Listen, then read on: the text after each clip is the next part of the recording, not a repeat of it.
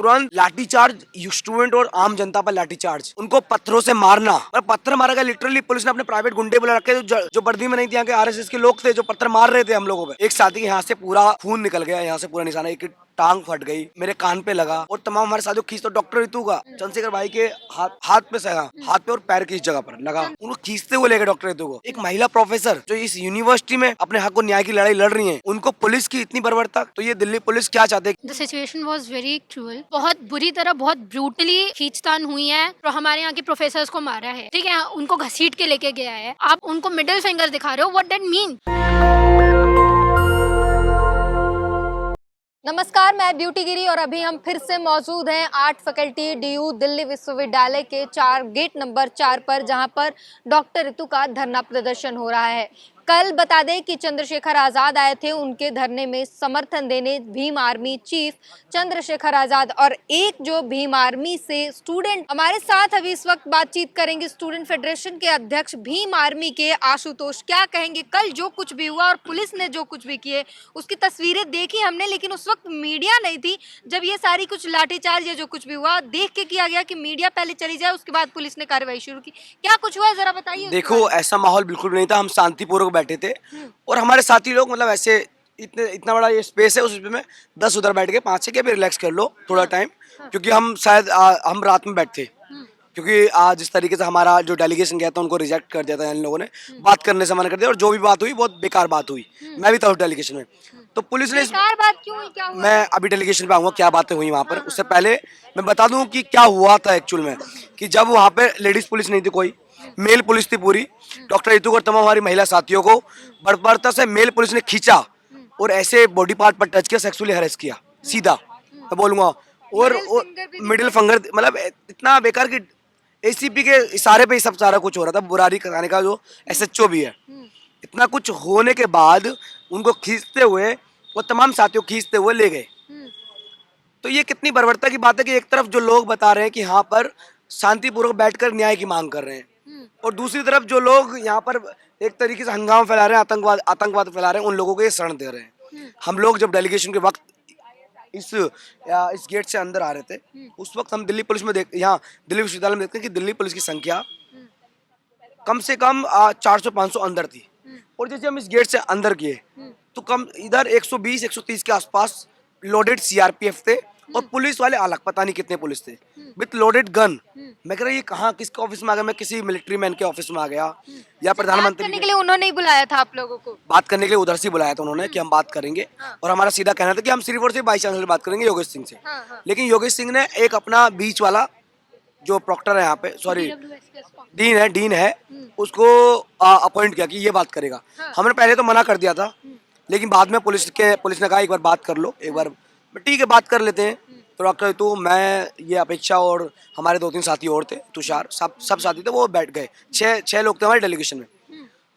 हम गए, उसके जाने के बाद ही डीएसडब्ल्यू ने, हमने 5 अपनी डिमांड रख दी कि ये हमारी डिमांड है। वो 5 डिमांड आपको पता ही है, या मैं फिर से रिपीट करूँ? मैं बताऊंगा। हाँ, पहली डिमांड ये थी हमारी कि जो यहाँ का रजिस्ट्रार है और सबिता रॉय है, उस पे एफआईआर है, चार्जशीट है, दिल्ली पुलिस ने की है, तो उसको अरेस्ट क्यों नहीं और उसके खिलाफ एक्शन क्यों नहीं, इसका जवाब दो। दूसरी बात, सबिता रॉय अमेरिका घूम रही है एफआईआर होने के बावजूद भी, और रतनलाल सर पर उनको बाहर जाने से इसलिए रोक दिया लेक्चर के लिए कि तुम पे एफआईआर है, इसलिए हम आपको नहीं भेज सकते। तो इसका जवाब, या आपकी तरफ से प्रोग्राम में, मतलब आपने भेजा, दिल्ली यूनिवर्सिटी ने भेजा है, तो क्यों भेजा, उसका जवाब चाहिए। तीसरा, एनएफएस, नॉट फाउंड सुटेबल, मतलब जिन भी SC ST माइनॉरिटी OBC पिछड़ा वर्ग, उन सबको निकाल दिया जाता है एनएफएस करके।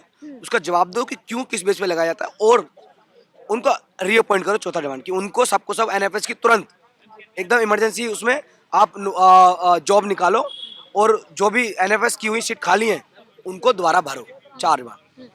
5वां ये था कि 5वां मेरे याद नहीं आ रहा, हाँ बैकलॉग, वो एनएफएस में बैकलॉग जो है वही 5 एनएफएस में जो है उनका जवाब दो कि क्यों एनएफएस में। तीसरा कि बैकलॉग जितनी है उनको तुरंत प्रभाव से भरो, जैसे IIT दिल्ली ने किया है अभी। फिर क्या रिस्पॉन्स रहा उनका, क्या उन्होंने कहा सुनेंगे, उन्होंने कहा सुने, हम आपको 10 मिनट में जवाब देते हैं। फिर 10 मिनट बाद हमको जैसे ही बुलाया, हमारे पास वीडियो से अंदर की सब कुछ, हम कल प्रेस कॉन्फ्रेंस करके यहीं, जब भी डॉक्टर तो बोलेंगे तब प्रेस कॉन्फ्रेंस होगी, हम लोग रहेंगे, उस वीडियो को वहाँ रिलीज करेंगे। तो उनका जवाब था कि 10 मिनट में बताते हैं। फिर 10 मिनट बाद हम फिर से बुलाया, 10-15 मिनट बाद जुमला दिया, जुमला ही था। बुला के कह रहे हैं कि हमने एक लीगल काम है, एक टेक्निकल काम है और एक इन सब कामों को देख के कमेटी प्रॉपर अपने साथियों से मिलकर बैठ के बात करेंगे, तब हम आपको बताएंगे। मतलब 10 मिनट का उन्होंने टाल दिया कि अगले दिन बताएंगे, और पता नहीं कब, अभी डेट फिक्स नहीं बताए कब बताएंगे। तो हमने कहा ठीक है, हम भी बैठेंगे।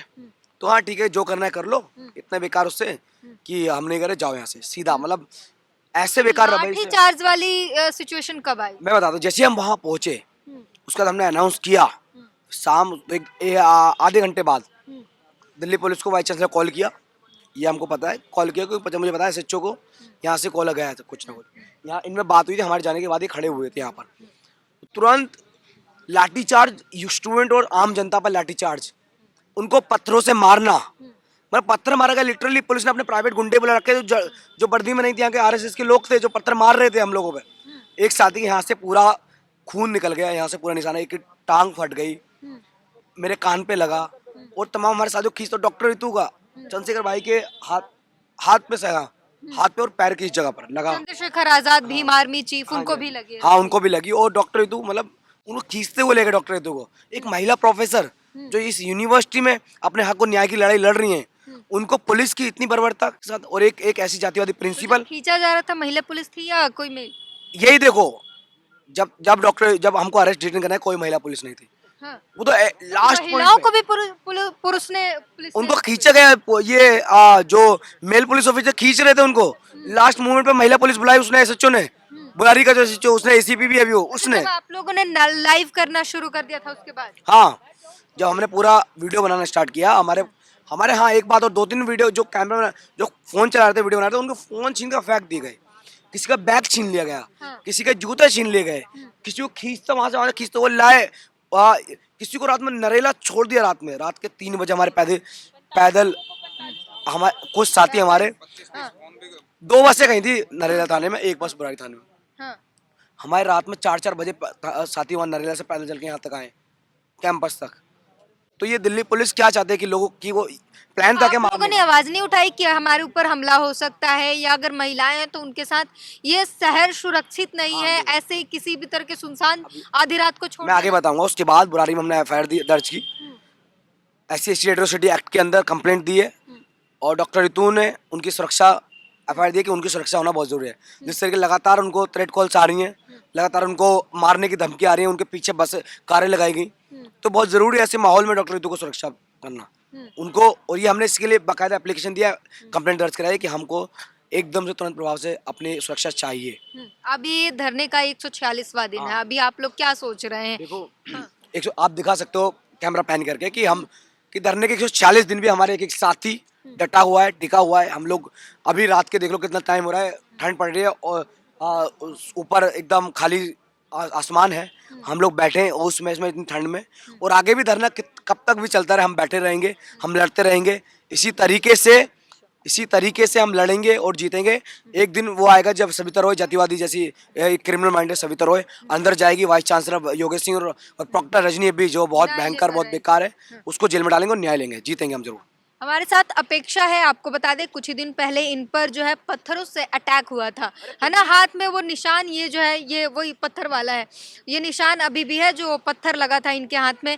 कल लाठीचार्ज जब हुआ था, आप वहीं पे थी, क्या कुछ सिचुएशन था वहाँ पे? कल की सिचुएशन जैसे अभी आशु भैया ने बताया, the situation was very cruel. जैसे कि आपको पता है कि दिन भर से हमारे यहाँ के जो साथी थे वो बैठे हुए थे, सो कुछ टाइम के लिए रेस्ट करने के लिए बहुत सारे लोग दूर दूर से भी आए थे, कुछ खाने पीने के लिए। ये यूनिवर्सिटी है तो इधर उधर ही गए थे। पुलिस ने मौका देखा, उसके बाद उनको ऐसा लगा कि जैसे ही भीड़ अब थोड़ी कम हो गई, उनको लगा कि शायद चले गए हैं लोग, तो उसके बाद फिर उन्होंने लाठीचार्ज करवाई है, अटैक कर दिया। हाँ, एक तरीके से आप बोल सकते हो बहुत ब्रूटली अटैक किया गया है। और सबसे बुरी बात ये कि जब आपको पता है वहाँ पे विमेन है, तो आपको अगर मुझे तो सबसे पहले ये समझ में नहीं आ रहा है, आपने 144 धारा यहाँ पे लगवाई है, राइट? हम वहाँ प्रोटेस्ट वो उस तरफ हो रहा था, उस रोड में, तो आपने अरेस्ट किस बेसिस पे किया, आपने डिटेन किस बेसिस पे किया? धारा यहाँ लगी है, वहाँ तो नहीं लगी है। और प्रोटेस्ट करना कोई इलीगल काम तो है नहीं, we have right to protest. तो आपने किस बेसिस पे उठाया? एक तो ये चीज़ सबसे बड़ा क्वेश्चन उठता है। हाँ। दूसरी चीज़, जब आपको पता है कि आप डिटेन करने वाले हो, सो वुमेन्स में आपको ये चीज़ भी पता है, तो आपने तब तक वुमेन पुलिस को क्यों नहीं बुलाया? हाँ। जैसे कि आपको ये क्या मेल पुलिस जो है महिलाओं को पकड़ के लेकर जा रहे हैं? बहुत बुरी तरह, बहुत ब्रूटली खींचतान हुई है। रितु दी को भी बहुत बुरी तरह खींचा गया है। उसके खिलाफ में कंप्लेन भी हुई है, जैसे बताया गया है। तो वो बहुत बुरा सिनेरियो था जिस तरीके से घसीटा गया है। हम लोग पुलिस को एज अ सेफगार्ड देखते हैं कि हमारे साथ कोई बुरा होगा वो हमारी सेफ्टी के लिए है। यहाँ सिचुएशन बहुत अलग है। दिल्ली यूनिवर्सिटी में बहुत बुरी और ये चीज़ आपको पता है, यहाँ पे यूनिवर्सिटी के अंदर पुलिस का आना मना है जब तक आपको वाइस चांसलर से परमिशन ना हो। इसका मतलब वाइस चांसलर ने बोला है कि पुलिस जाएगी, पुलिस को जो काम करना है वो करेगी, मतलब उनकी परमिशन से ये सारी चीज़ें हो रही हैं। तो वाइस चांसलर ने लाठीचार्ज के लिए कहा है और जो सारी चीजें बिल्कुल। तो आप ऐसा कर रही हैं कि जो पुलिस सुरक्षा के लिए होती है, जो रक्षक ही अब भक्षक बना हुआ है। बिल्कुल, हम लोग, मैंने कहा ना, हम लोग एक सेफ गार्ड की तरह देखते हैं उनको कि वो हमारी सेफ्टी करेगी, पर इतनी ब्रूटली ना। आप खुद लॉ एंड ऑर्डर के हिसाब से नहीं चल रहे हो। आपने लॉ एंड ऑर्डर खुद ही अपना बर्बाद किया हुआ है। जब आपको पता है यहाँ पे वुमेन्स हैं, तो आपको फोर्स बुलानी चाहिए अपने वुमेन फोर्स की। इतनी ब्रूटली आपने हमारे यहाँ के प्रोफेसर्स को मारा है, ठीक है, उनको घसीट के लेके गया है। आप उनको मिडिल फिंगर दिखा रहे हो, व्हाट दैट मीन्स? हम सेफ्टी के लिए आपके महिलाओं को बिल्कुल, हम सेफ्टी के लिए आपके पास में आते हैं। उनको back to back death threats आ रहे हैं। हाँ। उनको सेफ्टी देने की बजाय आप उन्हीं को घसीट के ले जा रहे हो, जिसके ऊपर चार्जशीट है, जिसके ऊपर एफआईआर है। आपने उसको अभी तक अरेस्ट नहीं किया हुआ है और वो अमेरिका में बैठ के घूम रही है। हाँ। यहाँ पर पत्थरबाजी भी हुई है कल के समय में और जय श्री राम के नारे भी लगाए गए आप लोग को उकसाने के लिए, सुनाने के लिए किया गया था। बिल्कुल, देखिए, हम एक चीज़ तो है, अगर उनको प्रोटेस्ट खराब करना है वो ऐसी चीज़ें करते हैं, इसलिए वो पत्थर भी आए और इसीलिए वो नारे भी लगवाए गए। हाँ। ताकि हम लोग अपना जो मेंटल सिचुएशन है वो खोएं, हाँ, आपा खो दें और उसके बाद हम लोग उनसे लड़ने लगे। बट हम लोगों की खासियत ये है कि हम लोग बहुत जल्दी किसी के बहकावे में नहीं आते हैं। ये अम्बेडकरवादियों की पहचान है। इसलिए उनके इतना कुछ करने के बाद में हम लोगों ने कोई ऑपोजिशन में अटैक वगैरह कुछ नहीं करवाया था।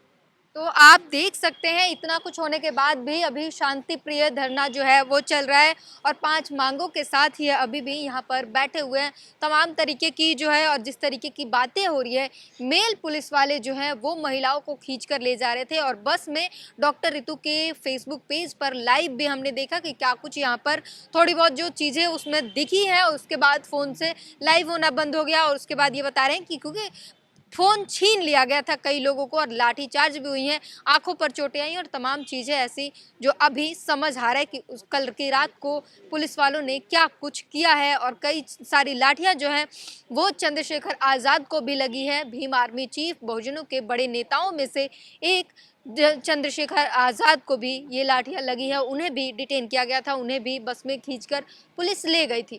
पूरी बातचीत पर अपनी प्रतिक्रिया जरूर दीजिए। कैमरामैन आशीष के साथ ब्यूटी गिरी, धन्यवाद। नेशनल दस्तक की आपसे गुजारिश है कि अगर इसको बचाना चाहते हैं तो नेशनल दस्तक को सब्सक्राइब करने के लिए रेड कलर के सब्सक्राइब बटन को दबाएं, फिर बेल आइकन की घंटी दबाएं। नेशनल दस्तक को बचाने के लिए बहुत जरूरी है कि हर खबर को शेयर करें, लाइक करें, कमेंट जरूर करें।